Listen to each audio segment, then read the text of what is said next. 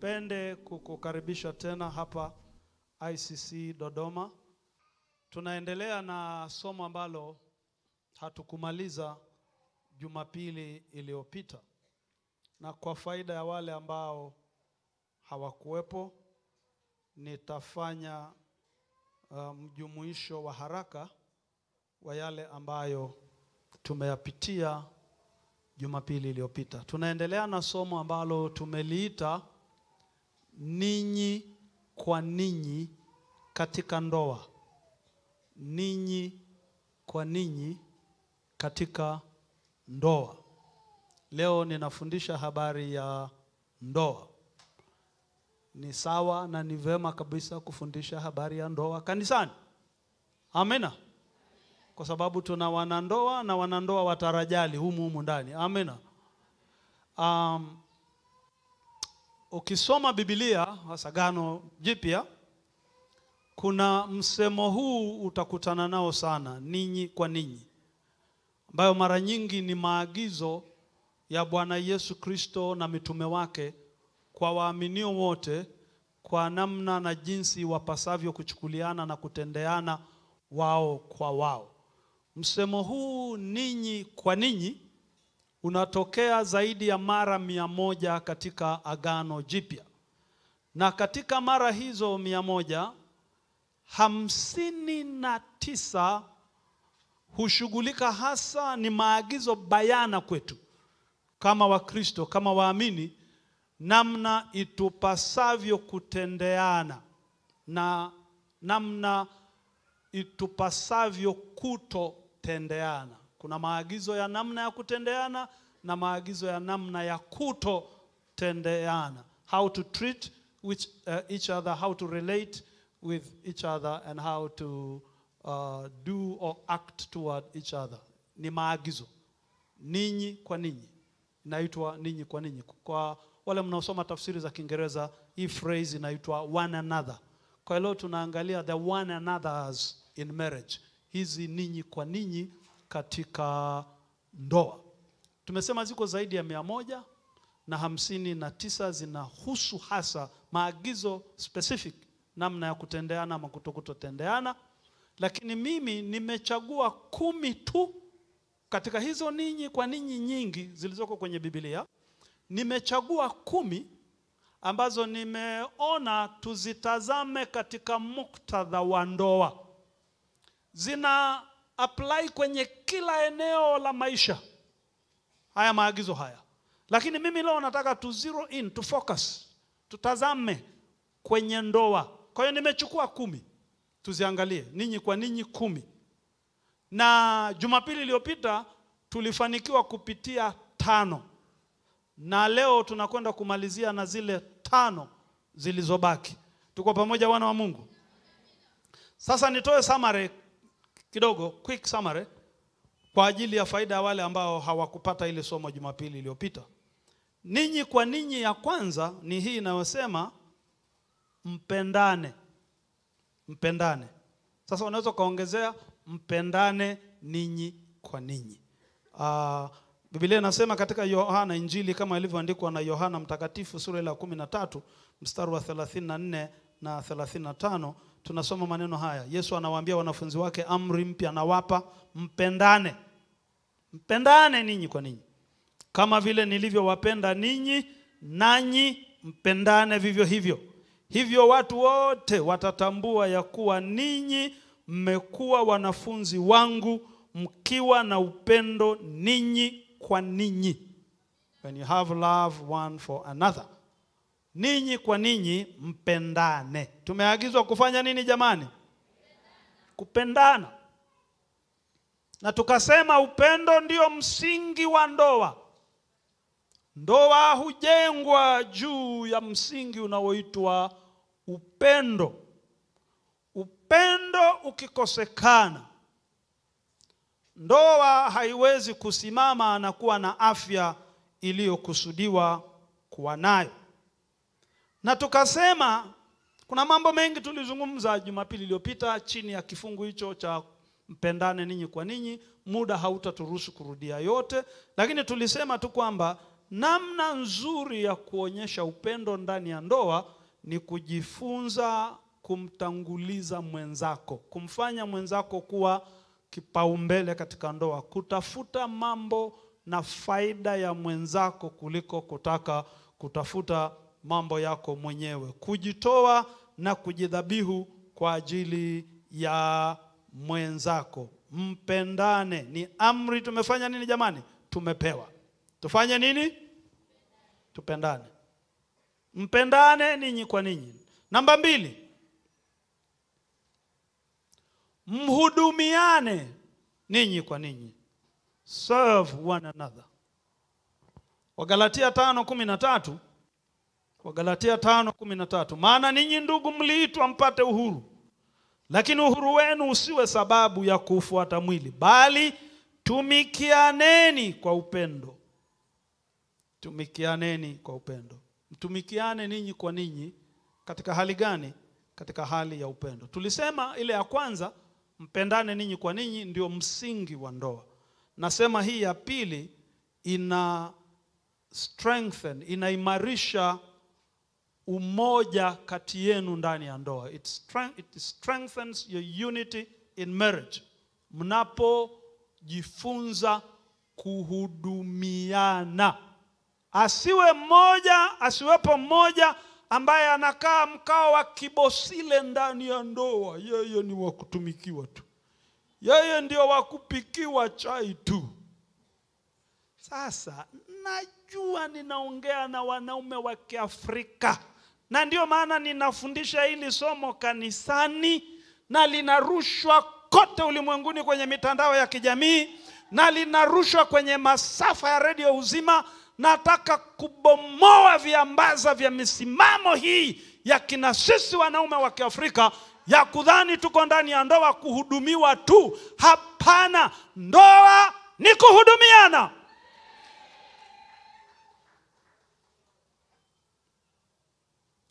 Kama una haki ya kuchemshiwa chai, una haki ya kumchemshia mtu chai. Hivi wewe mwanaume wa Kiafrika, wewe hasa wewe unayenitazama na wewe unayenisikiliza, hivi siku ukimwambia mke wako, hani, leo usiamke kitandani, I am going to bring you breakfast in bed, tulia, tulizana, ni kuonyeshe jinsi ambavyo wakati wa ubachela wangu kabla sijakupata nilikuaga napika. Ukaingia jikoni, ukakaanga mayai yale, ukaweka vizuri na chai kama ni mchai, ukaweka na asali, ukachukua tray ukaweka, ukampelekea huyo mama kitandani akanywa. Kwani utapungukiwa nini mwanaume wewe? Waone.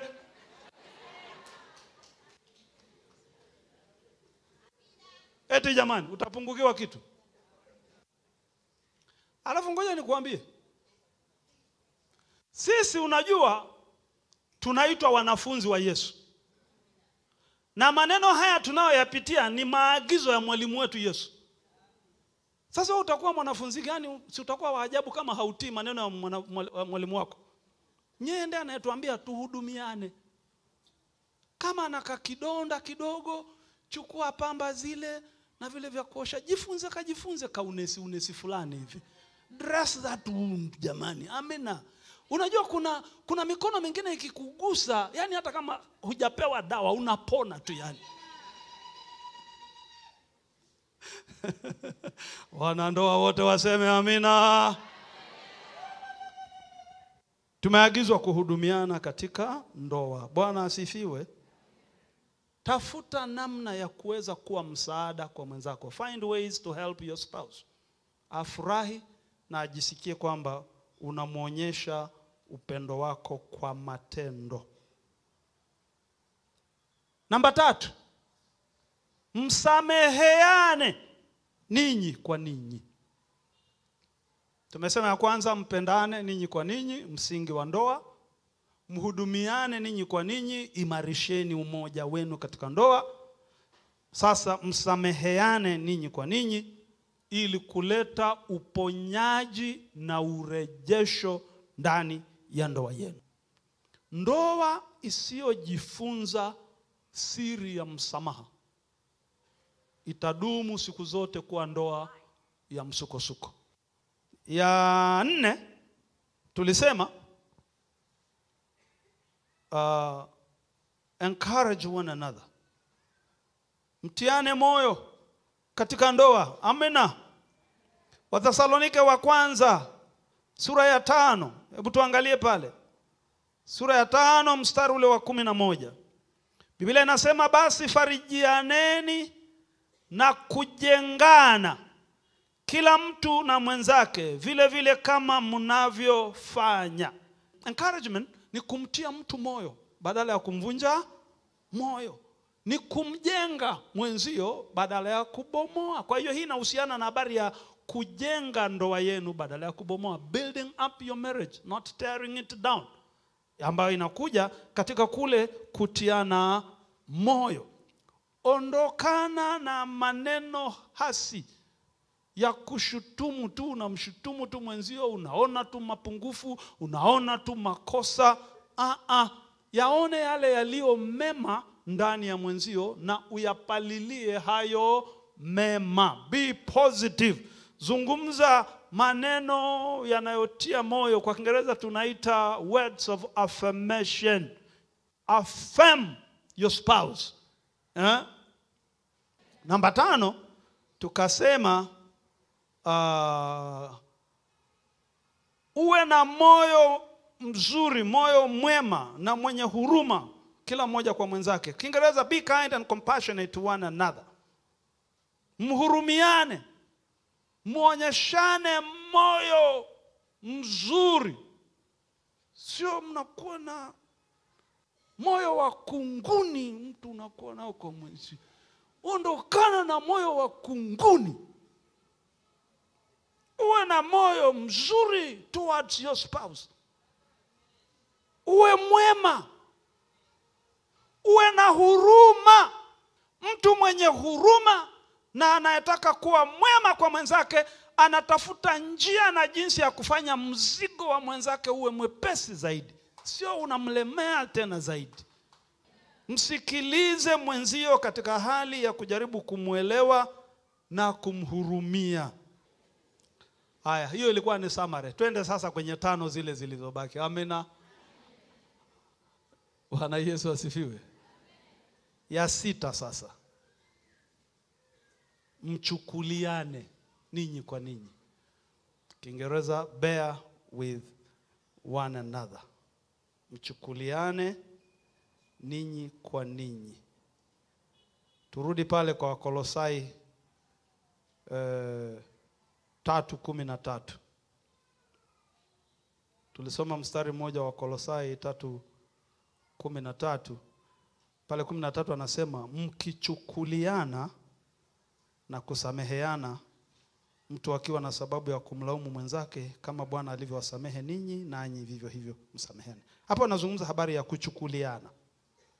Kuchukuliana hapa inazungumza habari ya practicing patience in your marriage. Yani kuwa mvumilivu ndani ya ndoa. Kumvumilia mwenzako wa ndoa. Kumvumilia mwenzako wa ndoa ili uweze kuchukuliana naye. Kwa sababu kila mtu ana madhaifu yake.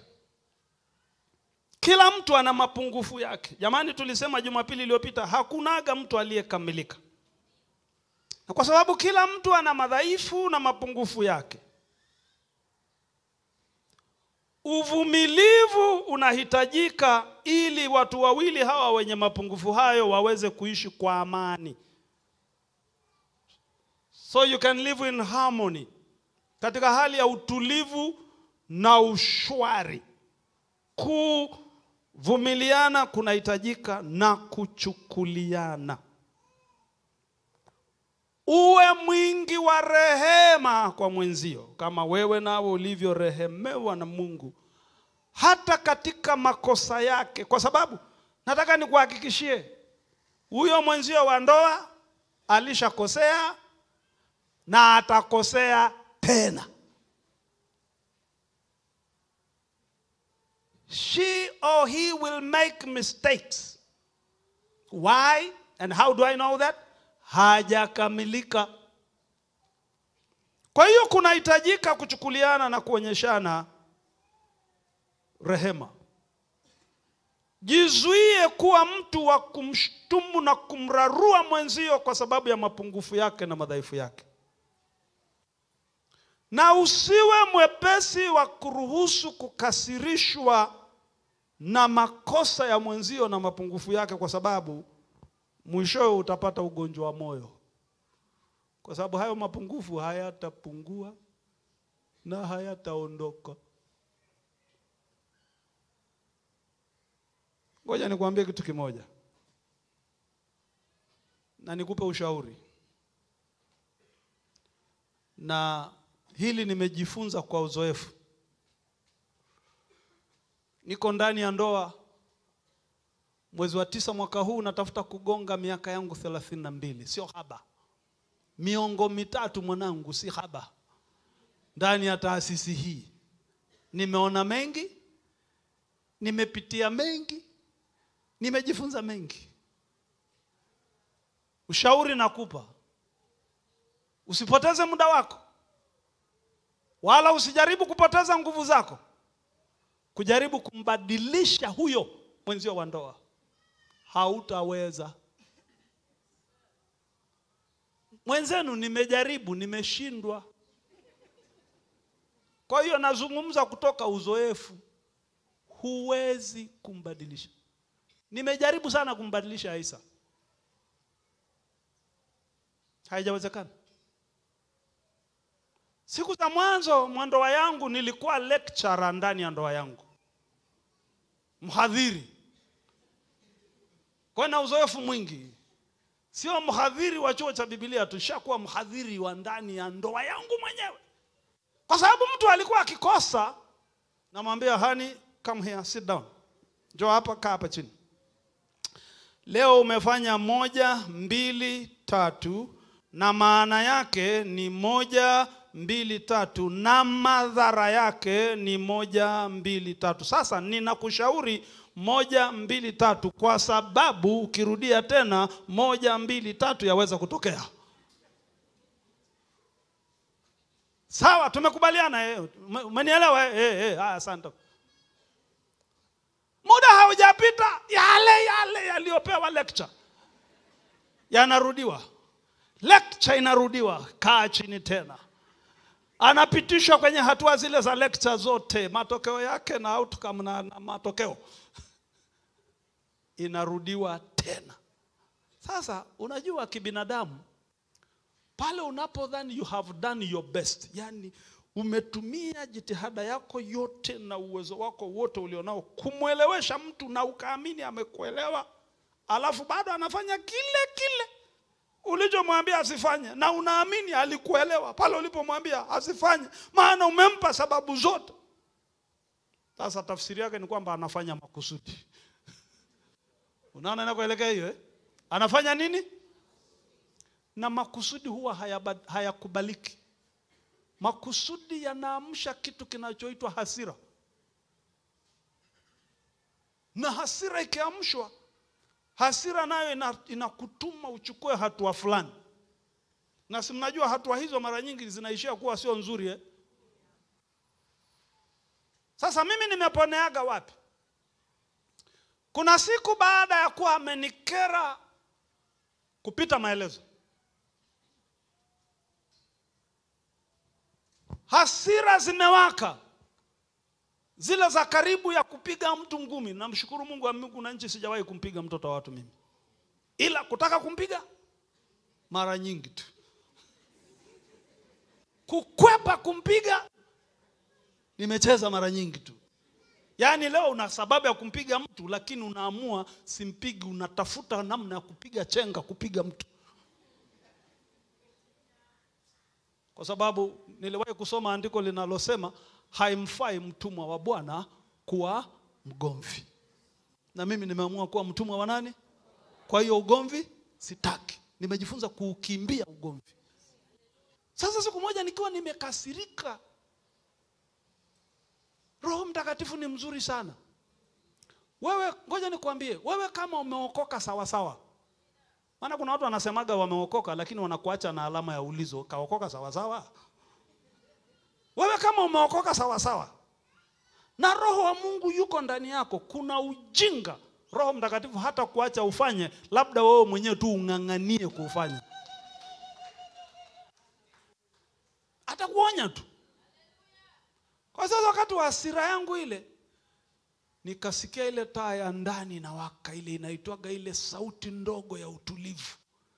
Inaniuliza hivi wewe unapomshikilia mkeo bango namna hiyo kwa sababu ya makosa madogo madogo tu, hivi wewe Mungu akakushikilia bango kwa makosa yako, wewe ungalikuwepo duniani? Nikashtuka. Nikahamisha akili kutoka kuhesabu makosa ya mke wangu, nikaanza kuhesabu makosa yangu. Alafu sasa nafikiria kama Mungu kila nilipokosea angeniweka chini kwa lecture kama nilivyotoa mimi. Unajua lecture za Mungu zinaweza zisikuache salama ni Mungu, si unajua? Akitokea anatisha kama nini. Pale nikapiga magoti nikatubu. Nikahamisha akili yangu kutoka kungangana kutaka kumbadilisha Aisa wangu na kuomba neema ya Mungu ya kuniwezesha mimi kubadilika na kuwa na uwezo wa kuchukuliana na yeye hivyo hivyo kama alivyo. Mabibi na mabwana, maana yake siku ile nimemkubali Aisa wangu vile vile jinsi alivyo kama nilivyopewa na Mungu. Maana wakati Mungu anakupa awe mke wangu na mimi nikasema I do, ndio nakubali mimbarini, alikuwa na mapungufu hayo, alikuwa na madhaifu hayo. Sasa mimi nangangana kumrekebisha Mungu kitu chema hiki ambacho amenipa hivyo hivyo kilivyo. Siku ile niliposema Bwana nibadilishe mimi nimkubali yeye kama alivyo, maana yake nimekubali zawadi ya Mungu kama ilivyokuja kwenye package yake hivyo hivyo.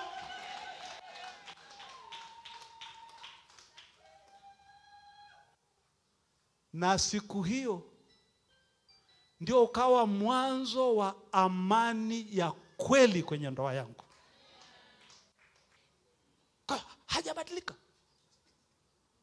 Ila sasa cha ajabu, mambo yale ambayo hapo mwanzo yalikuwa yananiudhi na kunikera, now I joke about them. Yani nafanya utani.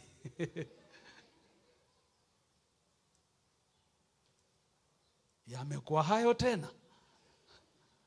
Alafu naendelea na maisha yangu bila kugombana na mtu, amani bwerere, kwa sababu nimejifunza kuchukuliana na yeye.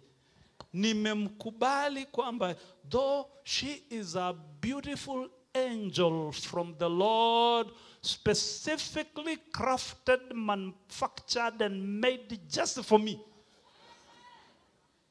hajakamilika. Yule ni malaika wangu. Na siku ile Mungu anasema na tumfanye mtu kwa mfano wetu na kwa sura yetu. Huyu anaitwa Aisa. God had in mind kijamaa fulani hivi kashamba kutoka Umasaini, ametoka kunusanusa mavi ya ng'ombe. He had him in mind kwamba huyu ndiye atakayemfaa. Na amenifaa kweli kweli. Nimesema ninazungumza ya kutoka upande wangu kwa ajili yake, lakini na yeye ana mengi angalisema kwa ajili yangu mimi. Mwanangu yule mtoto wa watu kanitengeneza ati. Si niliwahi kueleza siku moja habari ya aliniuliza swali, kwani wewe ni Christmas tree wewe? Alinikuta nina kiatu changu cheupe, socks nyekundu, suruali nyeupe, t-shirt ya njano, kapu yangu ya kijani. Na dunda mtoto wa watu, ndio kijana mshua, nimetoka na kwenda kumimpress mchumba. Alafu tunakutana, swali la kwanza hivi, anitazama kuanzia chini mpaka juu, mimi nasubiri ile compliment ya kuambiwa mwanangu leo umetoka kishua. Lakini swali linalofuata ananiuliza, hivi kwani wewe ni mti wa Christmas wewe?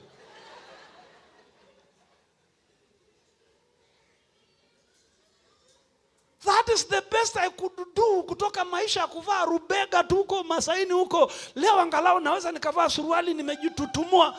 Halafu unaniuliza habari ya mti wa Krismasi una maana gani mwanangu? Ananiambia sasa. In fact nimechanganya hapo. Haikuwa suruali nyeusi. Ilikuwa ni kiatu cheupe, socks nyekundu, suruali nyeusi, t-shirt ya njano.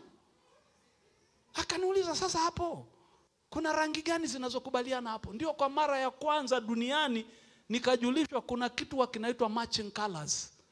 Kuoanisha rangi. Kaniambia unapovaa suruali lazima shati liwe na rangi inayokubaliana na suruali. Na sio kila kiatu tunachomeka mguuni. Nikasema mbona makubwa haya?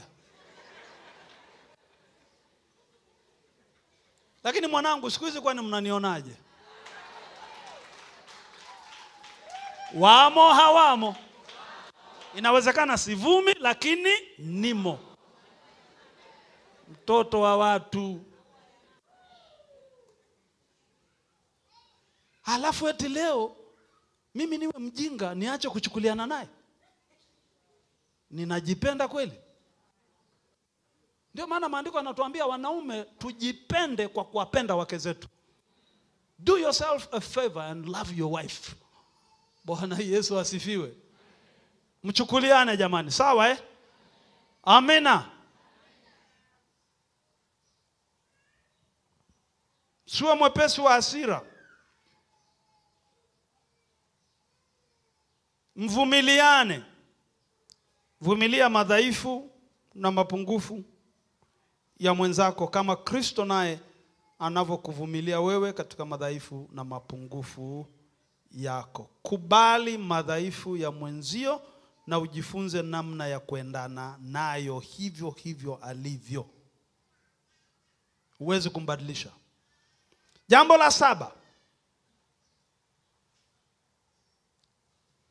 Mnyenyekeane ninyi kwa ninyi. Submit to one another. Waefeso sura ya 5 mstari wa 21. Mnyenyekeane, tunaagizwa kunyenyekeana ndani ya ndoa. Bwana Yesu asifiwe. Sasa sikiliza Kiswahili nasema hali mnanyenyekeana katika kicho cha Kristo. Sasa hilo neno hali mnanyenyekeana inaonyesha kwamba kuna kitu kiliendelea kabla ya hapo. Sasa nataka nikuonyeshe hicho kitu ni tukiunganishe maana ni muhimu sana. Mara nyingi tunapofundisha masomo ya ndoa hasa sisi wenye mfumo wa dume wa Kiafrika tunapenda sana ule mstari wa 22 ambao unasema enyi wake watini waume zenu kama kumtii Bwana wetu Yesu Kristo. Sasa mimi sipingani na agizo la wake kuwatii waume zao. Lakini kwa taarifa yako hilo neno lililotafsiriwa kutii hapo mstari wa 22 ndio neno hilo hilo limetafsiriwa kunyenyekeana kwenye mstari wa 21. The original word does not really mean obey. It means submit. Nyenyekea. Kubali kukaa chini ya mamlaka ya. Kubali wewe. Sio kushurutishwa kukaa. Ukubali wewe. Lakini turudi pale mstari wa 18. Hapo ndio tutapata muktadha mzuri wa kuelewa agizo hili la kunyenyekeana mume na mke katika ndoa. Na ninataka nitumie muda kidogo wa kutosha hapa kwa sababu ninajua hili ni tatizo kwetu sisi wanaume wa Kiafrika. Na wewe unayenisikiliza kupitia Radio Uzima utakubaliana na mimi kwamba tayari unakasirika kwamba ninakuambia umnyenyekee mke wako. Lakini naamini mwisho wa somo hili utanichekelea. Wewe just hang in there, tuvumiliane. Mstari wa 18 anasema tena msilewe kwa mvinyo ambamo mna ufisadi. Sikiliza. Anasema bali mjazwe roho. Mfanye nini jamani? Shikilia sana hiyo maana ni muhimu. Alafu sasa anaendelea kutuagiza mambo ya kufanya huku tumejaa roho. Bwana asifiwe. mkiwa mmejaa Roho, msemezane kwa zaburi na tenzi na nyimbo za rohoni. Huku mmejaa nini? Huku mmejaa Roho. Huku mkiimba na kumshangilia Bwana mioyoni mwenu. Huku mmejaa nini? Roho Mtakatifu. Na kumshukuru Mungu Baba siku zote kwa mambo yote. Wakati mmefanya nini? Mmejaa Roho Mtakatifu. Katika jina la Bwana wetu Yesu Kristo. Mkiwa mmejaa Roho, hali mnanyenyekeana katika kichwa cha Kristo. Mnanyenyekeana. Kiingereza inasema submitting to each other. Submitting to one another. Maana yake mume amnyenyekee mkewe na mke amnyenyekee mume wake. Ni mutual submission. Ni kunyenyekeana kila mmoja kwa mwenzake. Sasa maana yake nini? Maana yake nini? Mume na mke kunyenyekeana. Sio katika ile hofu ya kumwogopa mtu. Haumnyenyekei. Wewe mwanaume mwenzangu, ninapokuambia mnyenyekee mke wako, sina maana ni kwa sababu unamuogopa. Tunachosema ni kuonyeshana heshima kila mmoja kwa mwenzake. Kila bin Adam anahitaji kuheshimiwa na kuthaminiwa. Mume ana thamani, mke ana thamani. Mume ana heshima, mke ana heshima. Na lazima tutambue thamani hiyo na heshima hiyo ambayo kila mmoja wetu anayo kama kiumbe kilichoumbwa kumwakilisha Mungu. Ana sura na mfano wa Mungu katika maisha yake. Kunyenyekeana ina maana ya kutafuta mapenzi na matakwa ya mwenzako. Seeking your spouse's interest badala ya interest zako wewe mwenyewe. Yale uachane na kung'ang'ana kupata yale unayotaka wewe, utafute kumridhisha mwenzio wa ndoa katika yale anayoyataka yeye, katika yale anayoyahitaji yeye. Sio kujiangalia tu wewe mwenyewe. In another way ni kutangulizana. Mwanaume kunyenyekea kwa mke wako, maana yake unatoa uongozi wako ndani ya ndoa kama kichwa cha ndoa wa aina ya Kristo. You offer Christ-like leadership. Na tutaangalia sasa hivi uongozi wa Kristo una sifa gani? Ni wa namna gani? Ni wa self-sacrifice, ni wa kujidhabihu, ni wa kujitoa kwa viwango vya kujidhabihu, kwa viwango vya yeye kupoteza ili yule ambaye anajitoa kwa ajili yake apate. Hivyo ndivyo viwango vya uongozi wa Kristo kwa kanisa lake. Na wake nao hivyo hivyo wanatakiwa kunyenyekea kwa waume wao na kuwatii na kutegemeza uongozi wao kama vile kanisa linavyomtii Kristo na kukubali kuongozwa na Kristo na kumheshimu na kumtia moyo mume wake katika yale anayoyafanya.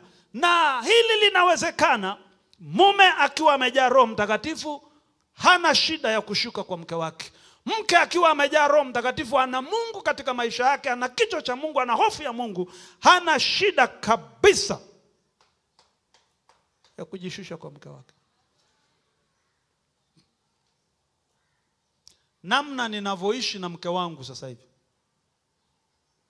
ningekuwa naishi naye kwenye mazingira ya kule kwetu na wananitizama na kunishuhudia ninavyoishi naye, unajua ungesikia maneno kama haya: huyu naye mke amemkamata pua, mke amemkalia kichwa, amemkaba shingo. Kwa sababu hakuna tafsiri ya namna hiyo ya mume kunyenyekea kwa mke wake kwenye utamaduni unaotoka mimi. Lakini ninachotaka niwaambie ndugu zangu, sisi tuliookoka, utamaduni wetu wa kwanza ni utamaduni wa Yesu. Ni utamaduni wa kiBiblia. Maandiko yanatuagiza nini? Hapa maandiko yako bayana wazi kabisa. Mume na mke wanyenyekeane, waonyeshane upendo, waonyeshane heshima kila mmoja kwa mwenzake, wathaminiane kila mmoja kwa mwenzake, watangulizane, umuinue mwenzio juu zaidi. Find ways to submit, kuachilia preferences zako, matakwa yako, yale unayoyataka wewe uyaachilie kwa ajili ya mwenzako. Ndio maana ya kunyenyekeana katika ndoa. Na ndicho Yesu alichofanya kwa ajili yetu pale msalabani. Aliacha enzi na mamlaka yake mbinguni, akaja akazaliwa katika mwili kama mwanadamu. Muumbaji anaingia kwenye mwili wa kiumbe. Huko ni kujidhalilisha, ni kujishusha, ili atufikie sisi, atuletee zile benefits, zile faida ambazo Mungu Baba wa mbinguni ametutakia, ambayo ni neema ya wokovu. Bwana Yesu asifiwe. Yesu ameamua kuachana na yale ya kwake. Na ndicho tunachoona pale kwenye bustani ya Getsemane, Mathayo 26:39, pale anaposema, Baba, ikiwezekana kikombe hiki kiniepuke, lakini si kama nitakavyo mimi, bali utakavyo wewe. Mapenzi yako ndio yatimizwe. Ni kana kwamba Yesu alikuwa anasema, mwili wangu kwa kweli hautaki kupitia mateso haya, lakini ninakwenda kunyenyekeza mwili huo chini ya mapenzi ya Mungu Baba, ili niweze kuliokoa kanisa na kulikwapua na kulilopoa kutoka jehanamu ya kuzimu. I'm laying down my interests and preferences kwa ajili ya yule ambaye ninajitoa kwa ajili yake. Ndivyo tulivyoitwa kufanya kwenye ndoa. Tuinuane juu. Kila mmoja akutane na mahitaji ya mwenzake, atimize mahitaji ya mwenzake.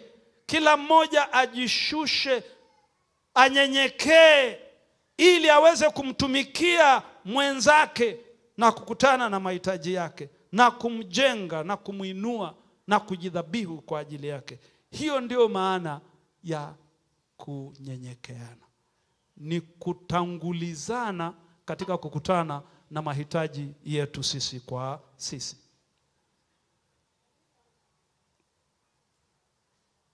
Kwa hiyo wanaume, tujifunze kuwaongoza wake zetu kwa upendo, sio kwa namna ya kuwatawala.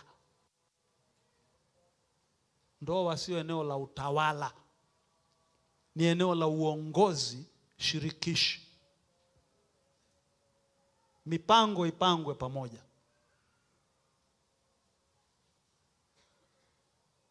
Kuna wanaume mko hapa,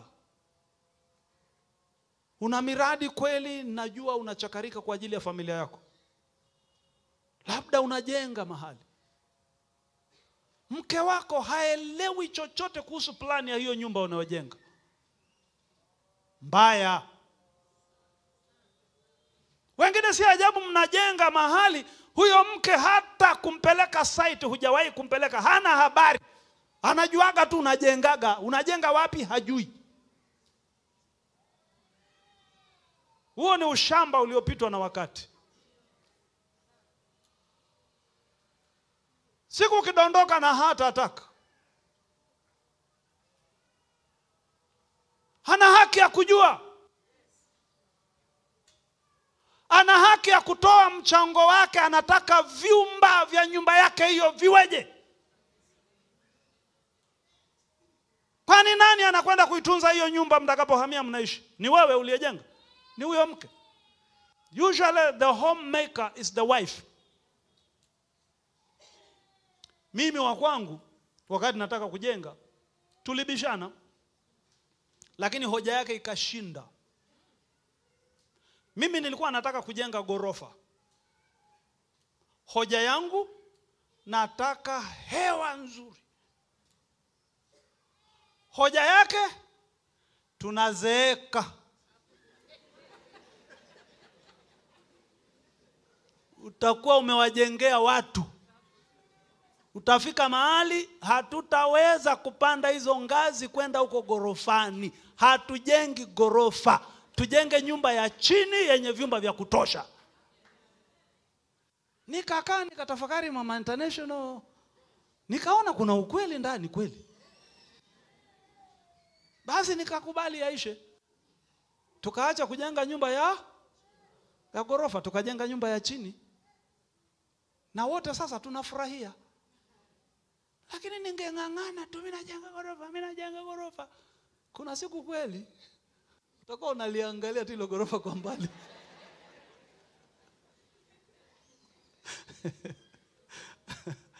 Bwana Yesu asifiwe.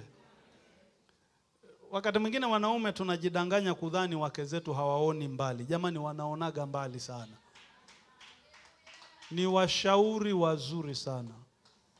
Wewe mwanaume, nakupa ushauri, mshirikishe mke wako kwenye mipango yako, utafanikiwa sana.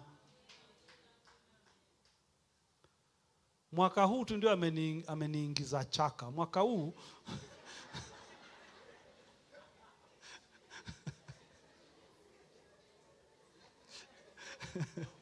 tusikilize, lakini tusikilize pia kwa hekima. Mimi si mnajua mimi ni mkulima Sasa kuna namna fulani mwaka huu roho yangu kabisa imekataa mwaka huu silimi. Nikasema huu mwaka huu sifanye nini? Silimi, nikakataa kabisa. Yule mama amepiga kelele. Akashindwa kunishawishi, mpaka akamuhusisha na rafiki yangu mwingine wa karibu. Sasa wakakamatana wote wawili. Wakanishawishi, basi nikasema ngoja nikalime. Wapi, toka kapa mwaka huu. Lile jua la mwezi wa pili imekausha yote, hamna kitu. Juzi namgeuka naambia wewe umeniingiza chaka mwaka huu. Wakati mwingine nitagoma kukusikiliza. Lakini I'm saying that in a joking way, lakini seriously tuwasikilize wake zetu. Amen. Wanaume wenzangu mko jamani? Tuwasikilize, wana point, wana ushauri mzuri sana. Amen. Number 8. Admonish one another. Muonyane.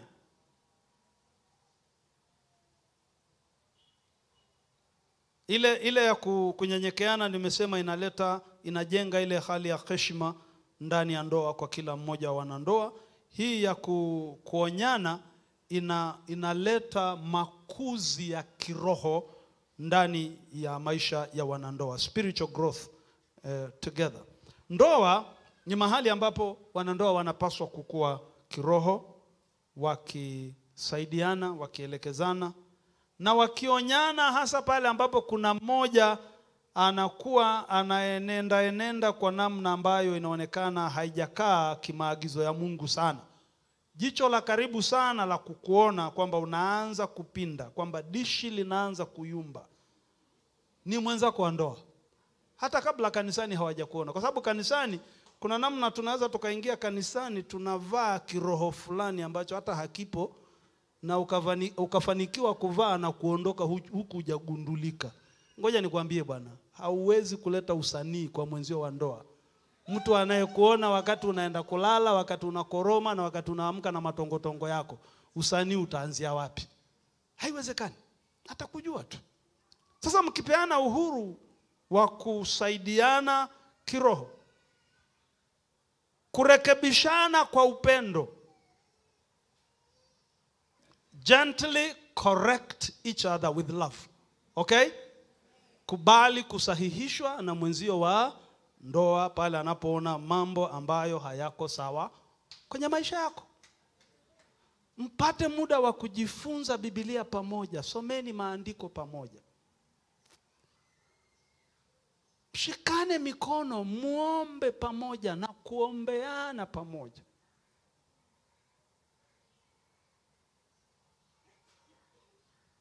Wakolosai 3:16. Tusome huo mstari. Wakolosai 3:16.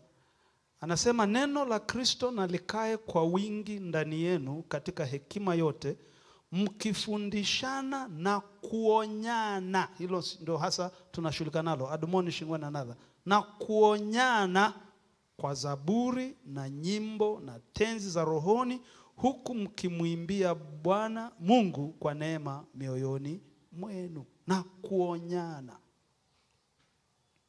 Pate muda wa kuelekezana kwenye malezi ya watoto. Unapoona mwenzio anakuwa mkali kupitiliza kwa watoto, muonye. Na ukionywa kubali. Unajua raha ya wanandoa ambao wamejifunza kuishi vizuri. Shatieli, hebu njoo nikutumia kama mfano. Naomba upate hii picha. Kwa nini wanandoa ni vizuri sana wafanye kazi pamoja? Tupeane mgongo kwa mgongo. Mgongo kwa mgongo. Mimi ninaona mambo yaliyoko huku, si ndio? Ya huku naona? Hapana. Lakini yeye anafanya nini? Anaona. Na yeye na mimi kama ni mume na mke ni kitu kimoja. Kwa hiyo maana yake ninayoyaona ng'ambo hii ambayo yeye haoni ni sawa tu yeye anaona, maana tutashirikishana. Anayoyaona huku ambayo mimi siyaoni na mimi nitayaona kwa sababu atanishirikisha. Hiyo ndio faida ya kushirikiana kwenye ndoa. Huwezi kuona kila kitu. Huwezi kujua kila kitu. Huwezi kushtuka kwa habari ya kila hatari inayowajia. Lakini kuna namna fulani senses zenu mkizicombine pamoja, mtakuwa mnaona, mnazoom kwenye ile 360 degree kwa sababu mnashirikiana and you are working together. Amina. Na hili la kuombeana ni muhimu sana sana sana. Namba 9. Kwa hilo la kuonyana inawawezesha kukua kiroho pamoja. Namba 9. Sasa hili neno harmony tunasema kwa Kiingereza live in harmony with one another. Hebu tusome Warumi 12 mstari wa 16. Warumi 12 mstari wa 16. Nasema mpatane nia zenu ninyi kwa ninyi, msinie makuu, lakini mkubali kushughulishwa na mambo manyonge. Msiwe watu wa kujivunia akili. Hasa neno ni pale mpatane nia zenu. Hebu ngoja niangalie tafsiri ya Kiswahili ya kisasa zaidi inatupa neno gani. Anasema ishini kwa amani ninyi kwa ninyi. Hiyo inaleta vizuri zaidi. Live in harmony with one another. Ishi kwa amani na mwenzako. Muelewane. Muondoshe mbali mitafaruku na mikanganyo kati yenu. Bwana Yesu asifiwe. Kuishi ama kukaa kwa amani, maelewano, maridhiano, masikilizano ndani ya ndoa kunahitaji jitihada ya makusudi kabisa. Haitokei tu hivi hivi. It calls for intentional effort. Wanandoa ambao wanataka kuishi kwa amani ndani ya ndoa yao watazingatia kufanya yafuatayo. 1, watashughulikia migogoro yao haraka na kwa njia ya Biblia. They will resolve their conflict quickly and biblically. Utaniambia mchungaji Ole, una maana gani unaposema migogoro? Migogoro itoke wapi ndani ya ndoa? Mwanangu, usijidanganye. Tunarudi pale pale ambako tumeshapita. Wewe ni mdhaifu. Una mapungufu mengi na madhaifu mengi. Mtasababishiana la kila namna na sura ndani ya ndoa. Migogoro itakuwepo. Kutakuwepo na kupishana lugha, kutakuwepo na kupishana mitazamo. Kutakuwepo na kupishana misimamo. Mgogoro utakuwepo. Kutokuelewana kutakuwepo. Lakini wanandoa wanajifunzaga namna sahihi ya kushughulika na migogoro yao. Na waambiaga watu hivi, napofundisha semina za ndoa, nasema, nisikilize, hii itakusaidia. Tuna ndoa zetu za watu ambao tunawatazamaga, tunatamani ndoa yetu ingefanana na ya kina fulani. Si wako watu na ndoa za namna hiyo jamani eti? Ndoa tamanishi. Ziko ndoa tamanishi. Natamani ndoa yangu ingekuwa sawa na ya fulani na fulani. Ngoja nikuambie, unaitamani tu hiyo ndoa kwa sababu hujapata neema ya kuikaribia hiyo ndoa zaidi kivile, ili upate kujua yanayoendeleaga humo ndani ya hiyo ndoa. Ungepata fursa hiyo ya kuvuka mipaka fulani ya usiri, ukapata kujua yale yanayofunikwa kiaina aina, hautatamani hiyo ndoa. Ukweli wa ndoa ni hivi, kila ndoa ina changamoto zake. Tofauti iliyoko kati ya ndoa moja na nyingine ni jinsi ya namna wanandoa wanavyochagua kushughulika na changamoto zao. Hiyo ndio inaleta tofauti. Lakini sio kwamba hakuna tofauti, changamoto. Changamoto ziko lukuki. Lakini mnashughulika vipi na hizo changamoto ndio itakayoleta tofauti kati ya ndoa hii na ndoa ile. Kuna wanandoa wamejifunza namna ya kushughulika na changamoto zao, na wanazimaliza, wanaponyana, wanasameheana, wanaombana msamaha, wanashikana mikono, wanaombeana. Kabla hawajafika kanisani wamenuniana. Mnaona wamechekeana, lakini walianza siku na mnuno. Alafu kuna wengine wakianza siku na mnuno, hawajui namna ya kupasua minuno, wanaingia kanisani na sura za kununa hivyo hivyo. Ndio tofauti. How you deal with the problems is what makes the difference. Ndio maana tunasema wanandoa wanaotafuta amani ndani ya ndoa yao wajifunze kuchangamkia matatizo yao, kuyashughulikia haraka sana na kwa njia ya kibibilia, katika kicho cha Mungu, katika hofu ya Mungu. Kuna msemo mmoja maarufu anasemaga kwa Kizungu, what would Jesus do? Yesu angelifanyaje ama angefanya nini kwenye hali hii? Na wewe unapopata mtafaruku kwenye ndoa yako, jiulize hilo swali kabla hujamcharukia mwenzio wa ndoa. Jiulize, hivi kwenye mazingira kama haya ya mtafaruku huu, Yesu angekuwepo hapa angefanyaje? Alafu fanya lile ambalo Yesu angefanya, tatizo linamalizwa. Bwana Yesu asifiwe. Tuko pamoja wana wa Mungu?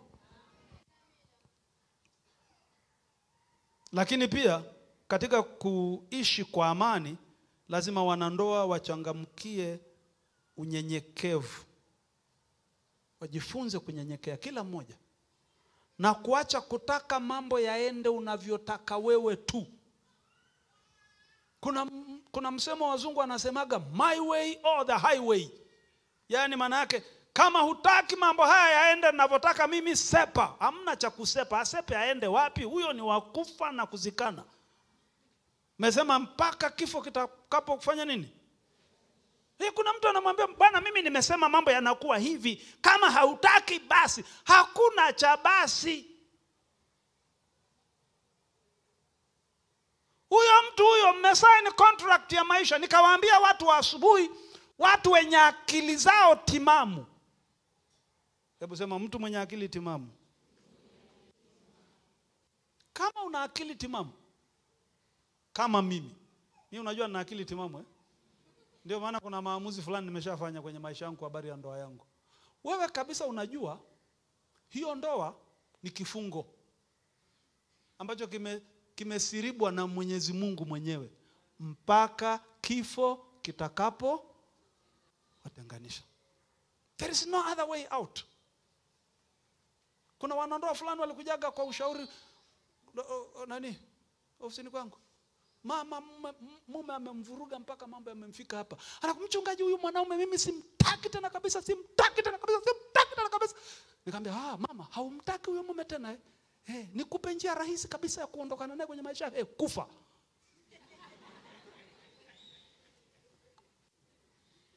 Ndio provision pekee Biblia imeweka.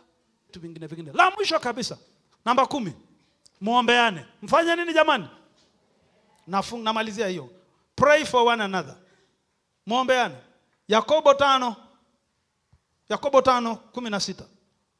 Yakobo 5:16. Tunaitwa kuombeana. Biblia inasema hivyo muungame dhambi zenu ninyi kwa ninyi. Ngoja niende kwenye Kiswahili cha kawaida sasa. Anasema ungameni dhambi zenu ninyi kwa ninyi na kuombeana na kuombeana mpate kuponywa. Kuomba kwake mwenye haki kwafaa sana akiomba kwa bidii. Bwana Yesu asifiwe. Wanandoa tufanye nini jamani? Tuombe pamoja na tuombeane.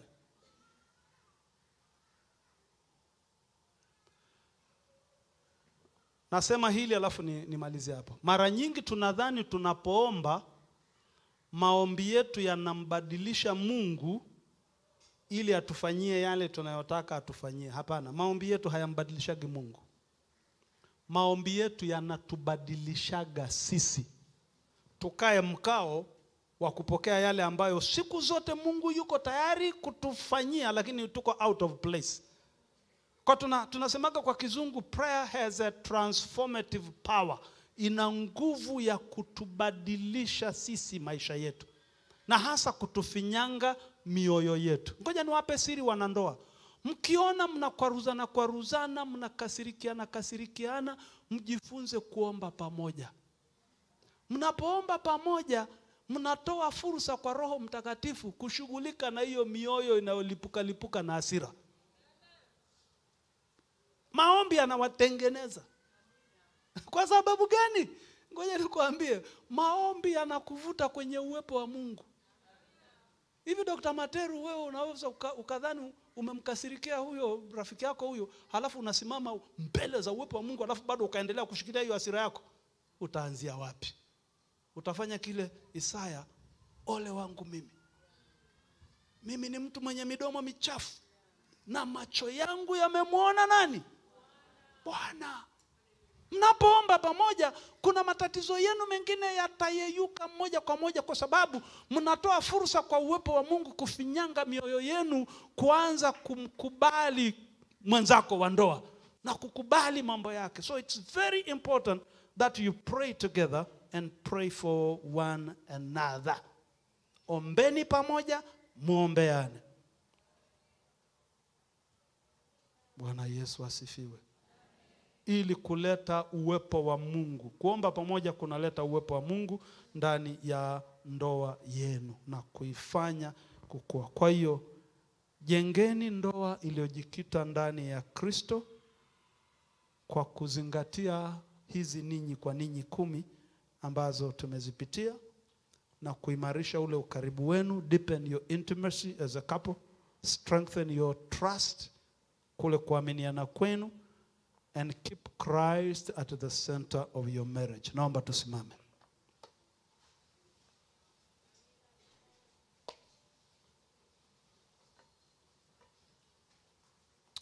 Hallelujah. Ninasisitiza kanisa hili, wanandoa tuwe tunakaa karibu. Kwa hiyo mwanandoa ambaye yuko karibu na mwenzake, hebu mshikane mikono tunapokwenda kuomba. Wale ambao hawapo, basi mshike tu mkono kwa imani. Haleluya.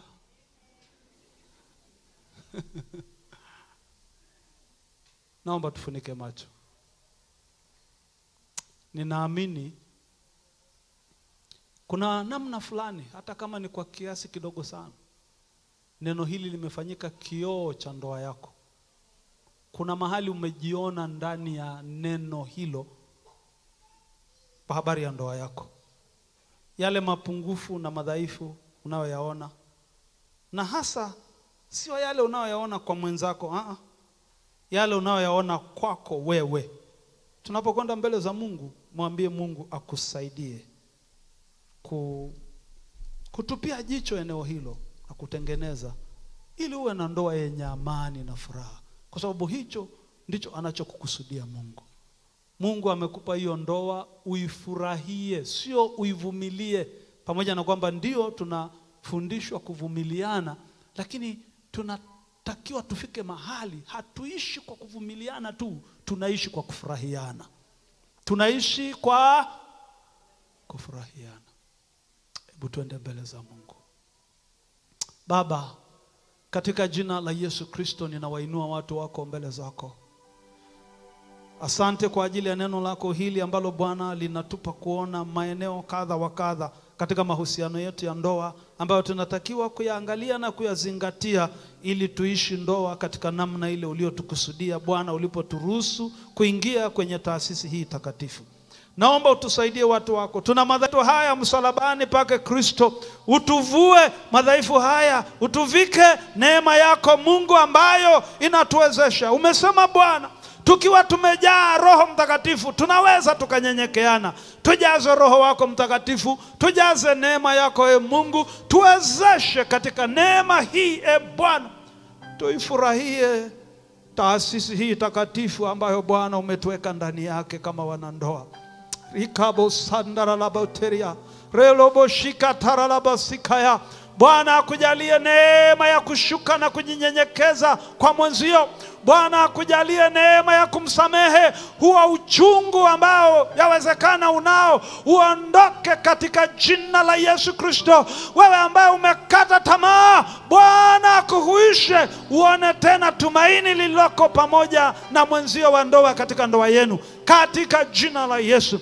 Bwana utuponye, Bwana uturejeshe neema. Ekaborata salalaba.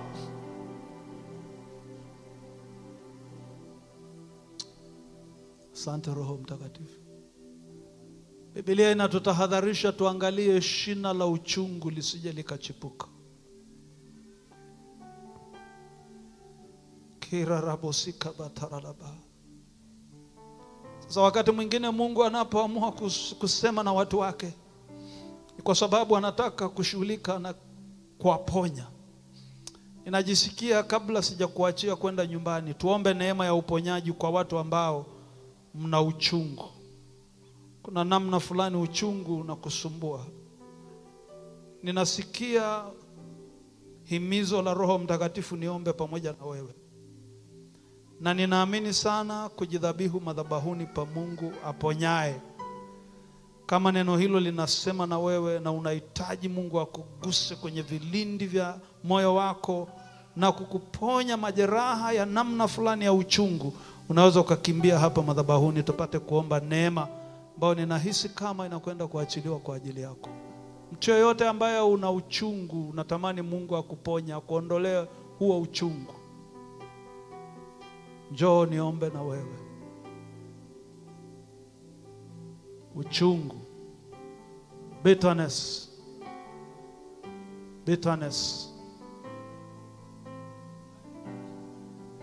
Bwana ni mponyaji. Kuna mahali pandani sana mioyo yetu, hakuna mwanadamu awezaye kufika hapo akapatuliza.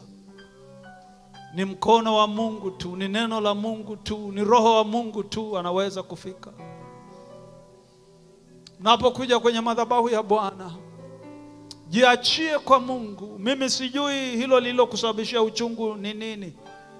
Sema na Mungu wako.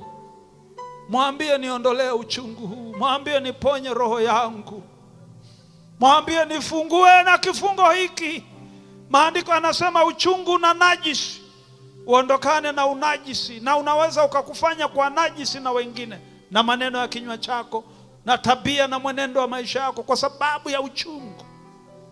Wakati ninapokwenda kuomba kwa kutii agizo hili, fungua kinywa chako, mwambie Mungu hicho unachotaka.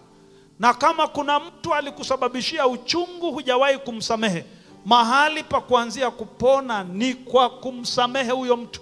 Hata ukiweza mtaje jina lako, mwambie fulani nimekusamehe. Hata kama hayuko hapa, kuna kitu kinatokea kwenye ulimwengu wa roho kwa ajili ya kuleta uponyaji wako.